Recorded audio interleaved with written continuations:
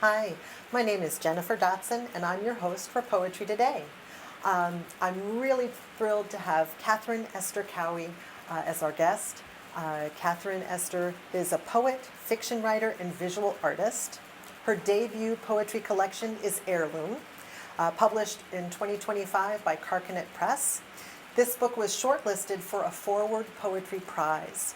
Her work has been nominated for AWP Intro Journal, a Pushcart Prize, and Best New Poets of 2018 and 2019. Her visual art was nominated for the Best of the Net Anthology in 2023. She was born and raised on the Caribbean island of St. Lucia, and she currently resides in Illinois. Please welcome Catherine Esther. Hi. Hi. Yeah, thank you for having me. Well, I was so excited.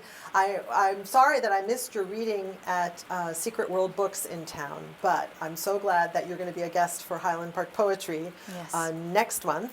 Yes. And so that's fabulous. So anybody who missed her that time, come back and you'll have a chance. And this sounds like a great book. I do also confess I don't know much about it, so I'm hoping that you can introduce Sure.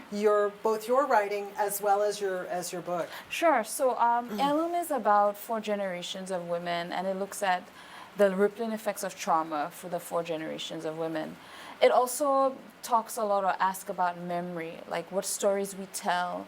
Should we tell these stories? Do some stories entrap? Do some stories free, and to whom should we tell those stories? So that's what this collection explores. Okay, how long were you working on it? I would say 7 years. Oh my goodness. Yeah. Okay.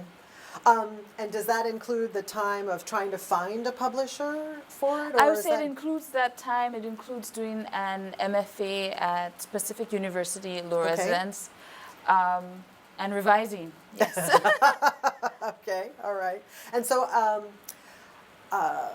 I do know that you recently led or facilitated, I guess, a workshop for the Northwest Cultural Council. That is true. Yes. About persona poetry. Yes, yes. Is that featured in Heirloom? Yes, I primarily because it's about 4 generations of women. The book is constructed where each generation is a persona. There's a persona. Okay. Yeah. All right. So persona poetry is definitely foundational to the book. And was there what is it that draws you to that form? I think it worked particularly for the subject matter, because I was looking at 4 generations of women and I wanted to tell it from each of their perspective. And I wanted to see, because again it's about lineage, it's matrilineage, I wanted to see where they converge, where they diverge, where there's harmony, where there's discordance, as the women tell their stories, as they interact around either particular trauma or dysfunction, the viewpoint, where there's harmony, where there's divergence. Oh wow! Okay, I wonder if we should just dive in. If there's a poem, one of the poems you want to share right away. Sure. I'm going to share one from the first persona in the book, and she is actually the great grandmother, and her name is Leda in the book, and the name of the poem is called Memorian. Memorian after Carlos Drummond's residue. Only a little of me remains, a fixture. Mad woman locked in a downstairs room, four-walled gag, muffler. Of my ravings, the upstairs had nothing. But still a little of me will stay. The stink of me in the sheets, on the walls, on their tongues, wagging all night long about my bad romances. Tripid woman, sad woman, object lesson. Of my illness, they talk too much. I am spectacle, specter, fire lover, wandering off into the bush, the market square. My early morning peep shows, the breaking day. Someone forgot to lock my room again. The music loud in my head, how I shook the neighborhood awake with my naked breasts. My grandchildren cried, their friends can't come over. And of those things I remember so little. Why can't they do the same? Of the things I enjoy, they won't remember. The morning doves nesting in the monstrous breadfruit tree. Rum thrown back, going deep down between my legs. My hair brushed and slicked and smoothed into a bun. My yellow satin ribbon. Of God am I against, for, or indifferent, they've never asked or cared to know. My mother, father, their names, already they've forgotten. Of my love of white, they'll remember cotton dresses bleached in a blinding sun. My men always, always fair. Of me so little will remain, stripped and pet down to a fear, bright and blossoming in the back of a young girl's head. Ufu, ufu, ufu, ufu. And ufu means are you crazy or you are crazy in St. okay. Lucian Creole. Yeah. Okay. Yeah. And I thought it was important to weave St. Lucian Creole into this because in a way it's reflective of how I grew up where, yes, English was the dominant language, but we somehow find a way to weave Creole into our sentences or as we talk to each other because it's one of our languages as well. Oh, cool. Wow. Very powerful. I mean, she seems like quite a character. Yes, yes. And a force to be reckoned with. Yes. Okay. Wow. Are all the characters as strong, or do they respond? I to would just say they just bring their own perspectives. I mean, again, it's really also about the women interacting with the women, right? They're Okay. in relationship. What I would say is, like, for example, Marion Hirsch wrote a book called Post Memory. I can't remember the full title, but it was about basically after the Holocaust, and she spoke about how her parents' memories. She didn't live during the Holocaust, but her parents did. How her parents' memories pushed out her childhood memories, and she looked at how in that space of like the familial, the intimacy of the familial, how memories transferred, how the memories of the previous generation becomes yours.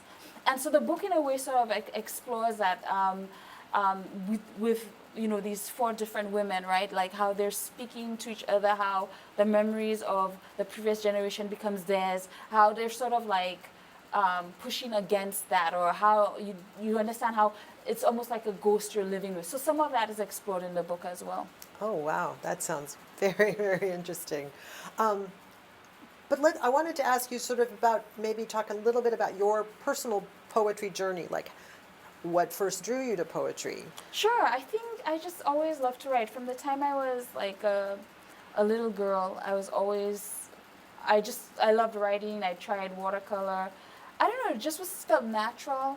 I would also say, like, my mom, she was a teacher at a secondary school, and she would bring home these books, and I would read them. I didn't understand anything I was reading. Some of them were poems, some of them were novels. And then I would just started writing. And then more so when my family, we immigrated first to Canada and then the US, it just became sort of like the place to express feelings of loneliness, feelings of confusion, desires to belong to the new homeland, and I just continued. Oh, well, that's great. I guess that's right. You mentioned just now that as a child you had the watercolors. Yeah. And in your bio, you talk about how you've already received an award for your artwork. Do you want to talk about that and sort of does the writing, both the poetry and I understand your next project is short stories, Yes. right? So does writing, both poetry and prose and then art, does it all meld together in some way? Sure. Or are they independent, or I don't know? So not award for the visual art, like a finalist for Best of the Net anthology. But I would say, like, they're sort of separate. They do separate things. The honest fact is I can't write and make art at the same time. I have I have periods in the year, I write for a certain amount of time and then I'll do art. I think for me, art is more of like a visceral, because it's physical. I'm working with paint, I'm working with paper, I'm working with glue. And so it's more, I wouldn't say it's more embodied. Poetry writing is embodied because it comes from you, like when you write, again, you're trying to create an emotional resonance, and it comes from that back part of the brain. And so this, in a way, the same thing with visual art. I think visual art, though, it captures to some extent the things that I can't yet put into words. That's what I would say. Oh, wow. All right. Yeah. Okay. Very cool. Did you study poetry? Yes, I Okay. did. At Pacific University, the Okay. low residency MFA program. And what was that experience like? How it's like it a was 2 great. years, 3 Yes, years? 2 years was great. Just the community that was built. I continue to stay in community with some of my classmates, We continue to workshop poems Oh, nice. with each other. Also developed a great relationship with Kwame Dawes. He has just been like a huge supporter of my work. I really appreciate him a lot. Wow. Okay. I guess I was going to ask you. So, what are some poets that inspire you? I would say Aracelis Girmay, also very much like Bridget Pegan Kelly. She does a lot with like myth, um, and I really appreciate her work. I really love a poem called Song. It's about, I don't know if you've heard about it. No. It's interesting. It's about a goat head, but again, she looks at violence, and I look at that in my book. So, Okay. so that's and how she tells it too is just that poem has really stuck with me. I've read it over and over again. I'm going to have to go look Yes, that up. she. Okay. Yes, it's an amazing poem. Yeah. Okay. All right. What inspires you to write? I think it's just like questions that I have about just human nature,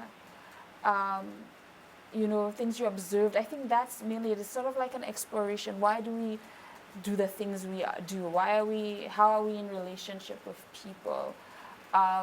I think, it's more like a question and a desire to explore that, right? Mm-hmm.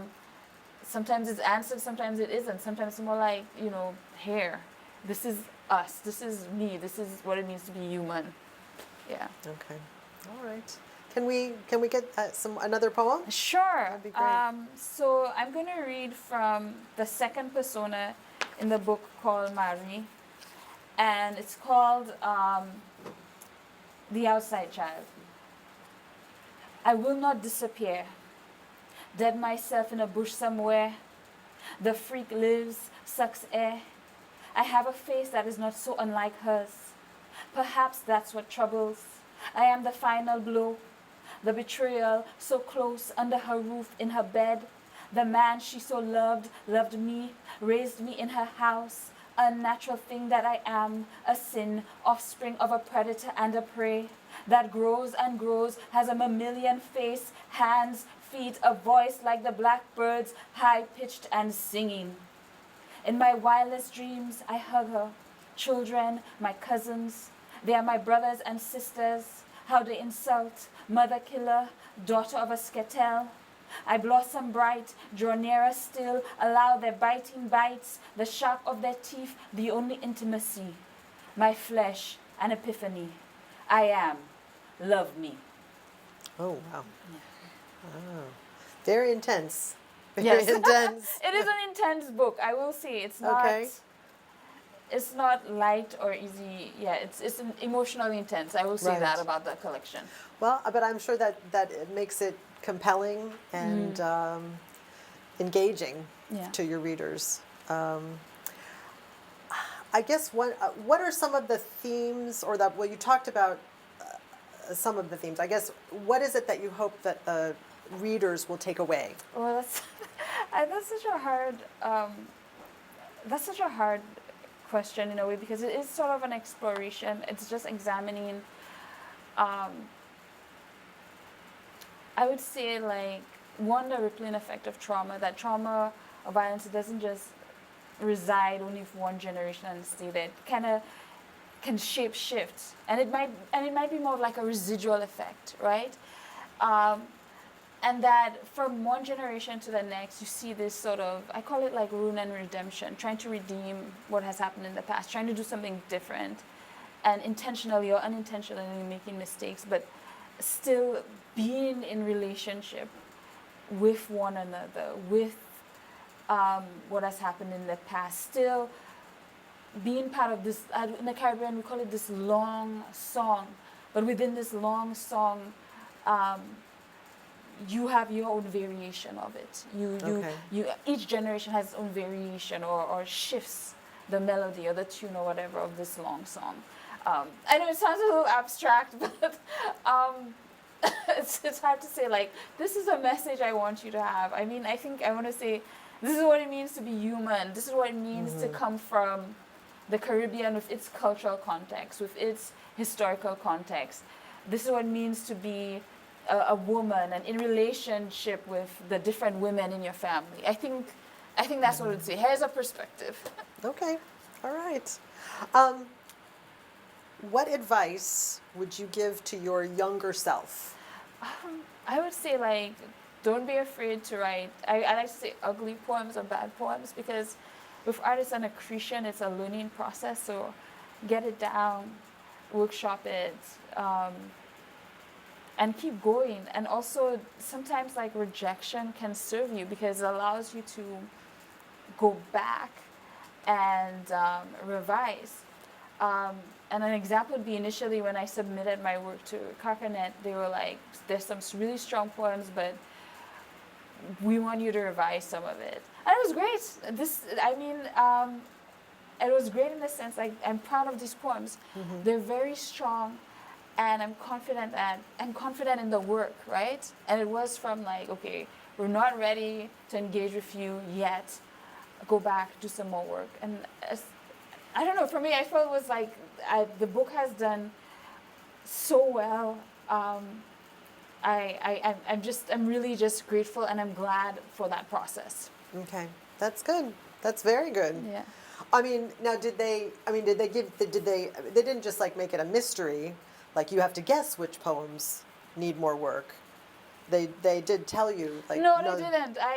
Really? They didn't. But it was. Oh my gosh. But see, I think it was actually good because this is my book, right? Do Okay. you understand? This is my book. okay. It allowed me to develop, and when we came to the editing process, then they gave, when they accepted the book and they were like, okay, I need you to edit, like fine tune some stuff. But Okay. really and truly, it was me going back, rereading the manuscript, and it's my book. You understand? Right. And it was from. Do you understand? I don't know how to say it. Like sometimes, like we want someone to give us feedback, but sometimes in doing that, your own voice or your own style might be sacrificed. Do you understand? Right? That's true. That's very true. So it's and so I don't want to say. I'm not saying feedback isn't good, but sometimes there's like sort of like. Do you understand that fine line? Sure. Yeah.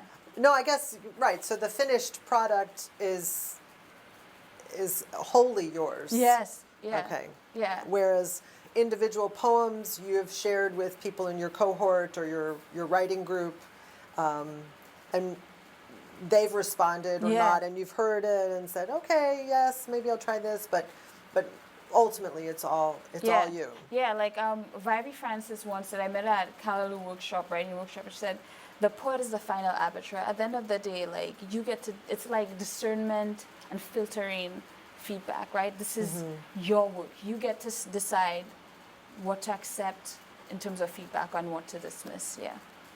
Okay. So any advice though to just young poets in general? Write and read a lot. Okay. Yes. What were some obstacles or challenges in the process? I think challenges would be in writing something like that. Sometimes the focus is only on the trauma or only on, oh, this person did a bad thing. But then as I think I emotionally matured, you start to see, you want a fuller picture of this particular persona, right? This human that is a mix of good and bad, of monster and angel. And that really, I think that takes time because it takes some emotional maturity, right? Where you can take a step back. And also, like, I think particularly in Memoriam, as you saw, I mentioned her yellow ribbon, I mentioned the things that she loved. So that Leda, the persona in the poem, doesn't just exist as a trauma. That's someone who had pleasures and joys and frustrations. And I think that took some time to, do you understand, build a real persona, right? With layers. Yes, there we go. Okay. Yes. Okay. All right, nice.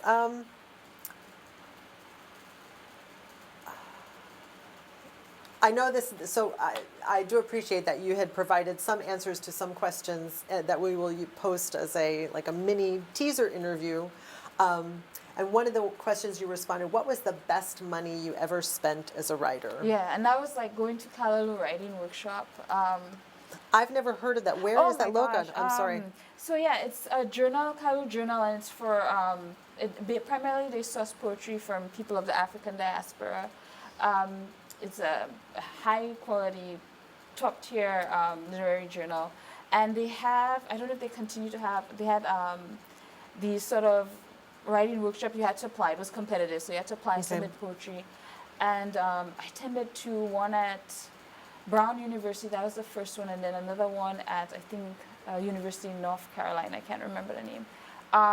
Best, I think, like working with Vivi Francis and Gregory Padlow just revolutionized like how I came to poetry. One, I finally believed I could do it because I was writing poetry, but like, you know, like I didn't really believe, you know what I mean, that this was something I could really do. So that was one, and two, like how I wrote a poem, and yeah, just like I left with a confidence. I left with better insight, and so yes, best money spent. I would do it again. Yes. All right. Okay. Tell me a little bit more about what's next for you creatively. I know you mentioned Sure. short stories. There's so many things. Okay. I would say, yeah, definitely working on a project with short stories. I continue to do visual art. I do have another project, poetry project I did research for, but yeah, I need some space to enter that. So there's multiple, but I'd say right now what I'm pressing really into is the short stories. Okay. Cool. How is that process? And does poetry influence your short stories? Do I you think to some extent, because in my writing workshop, they're like, I can see the poet in you. Okay. I think because sometimes I like, you know, with poetry, to some extent, you're listening to a rhythm, a music, and sometimes I bring that to a short story, that lyricism. Like I like to, or even sometimes before I enter a short story, like I'm listening for almost like if I'm entering for a character, I'm listening for a rhythm. Sometimes I don't know how to describe, like a sound, and then I enter the story from that sort of sound or rhythm. Yeah. Okay. Yeah. Very cool. And I get this is actually a pretty personal question, I should say. Does your family support your writing? Oh, absolutely, 100%. I would say like my sister has been my biggest fan. She's always like, stay true to your art, stay true. And my mother, from the time I was young, just was like really the biggest champion. She encouraged me to write, to enter into writing competitions. Yeah, so definitely a lot of support. My aunt, she's passed away, but she would read my poems. She'd take me to the bookstore. So I had a lot of support from my family. Oh, wonderful. Well, I think we've got time for another, at least another poem. That would be great. Sure. I'm going to read, I'll call it Aftermath. This poem is called Aftermath, and it's from the last persona in the book. Aftermath, to great-grandpa. Oh, hands that wound, even you grew flowers, the red-petaled hibiscus, the soft trumpeting yellow bells. Even you grew banana trees and the dashing root, and we too are your blossoms. I am here, muela, muela. The animal of my body chants my praise. I strip to my underwear, press against the cool tiles. Let the sun trample my skin, let the light take root inside. Tonight I listen to the unlit sky teeming with rain. Tomorrow the hills will sparkle emerald, and one day I will tell another, these hills live in me, Mont Fortune and Bellevue. And you too fretted this place for your bones, abandoned the great house for a hut on the beach, its siren songs. We thought grandma would tongue your name a curse, she called you daddy. Spoke of the coconut heads you split, gave her the water to drink. Who wants to begin in violence? We pressed our fingers to our wound, felt its widening mouth chorus. We are ashamed. Oh, hands that wound, no one sung this song to you. No one rimmed your neck with shame, but so into a girl child what is hidden and hurts. Oh, dead man with your ears stuffed with dirt, I string you into verse, a vengeance, an attempt at teasing out the light to bear witness. I call you monster, I call you father. How this song blues the kitchen floor, bloodies our feet. Ooh, wow. Yeah. Impressive. Yeah. Very impressive. And I understand what you were talking about, that rhythm You know, you definitely when you're reading, you definitely have a different rhythm for each of the voices. Yeah, it sounds very, it's cool. Thank you. Thank you. I often get I should have written it down, No. and I often get it wrong. It's Saturday, October 11th is the Yes. date? Okay, yes, thank you. So please, we hope that you'll come and hear Catherine Esther Cowie read from Heirloom, and perhaps any other poems, or just from the book? Primarily Heirloom for now, yes. Okay, all right. Focusing on Heirloom. This will be Saturday, October 11th, and it's going to be at the Wayfarer Theater's office. There will be an open mic afterwards, so it should be an exciting event, and we're really looking forward to Yeah. seeing you again and hearing more poems. Yeah. And hearing, I think there was a fourth voice. Is there a fourth There's, persona? yeah, there's another persona, yeah. Okay. Yeah.